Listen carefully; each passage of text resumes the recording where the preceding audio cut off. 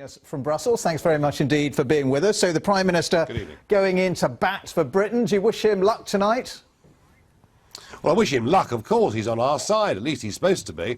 But please don't expect him to come back like Santa with a big bag full of presents. At tonight's dinner, they're going to be discussing the migration crisis. They're going to be discussing the economic and monetary union problems they've got. They're going to be discussing terrorism. And actually, the British renegotiation is well down the pecking order. So he won't get much time to say anything.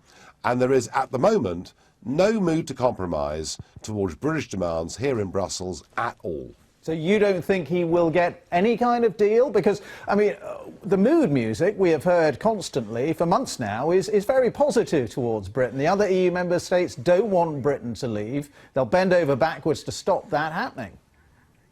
Well, you know, you may say that, and you know, they'll give us some assurances that we won't be forced to join the euro, which is rather like saying we won't join European moon landings. It's just not relevant.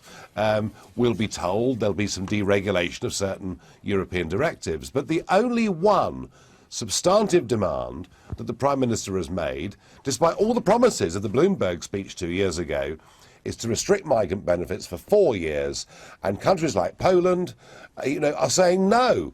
That's discriminatory. That's against the rules. So on the one thing he wants, he will not get it tonight. But he clearly believes he might be able to get some kind of compromise on that issue of in-work migrants' benefits. Well, the only compromise would be that British people would have to lose benefits as well. I would say this. I don't think anything will come out of tonight. The Prime Minister will come home tomorrow. It'll all look very theatrical. He'll say, unless we get something, you know, I myself may well support Britain leaving the European Union, and then we'll come back here in 6 weeks' time in February, and there'll be a compromise deal of some kind. But at the end of it all, there will be a referendum. There'll be a referendum, Mr. Farage, which is what you've always wanted. Yeah. Absolutely, and I'm delighted, and I'm thrilled. I just wish that the British renegotiation was a genuine one, and we were talking about the ability of Parliament to veto laws.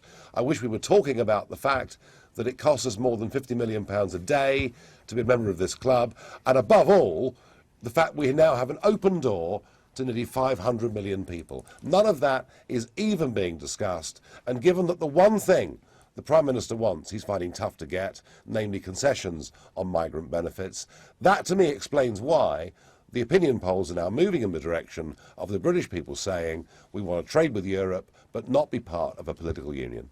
OK, good to talk to you. You didn't frankly have the balls to put country before party.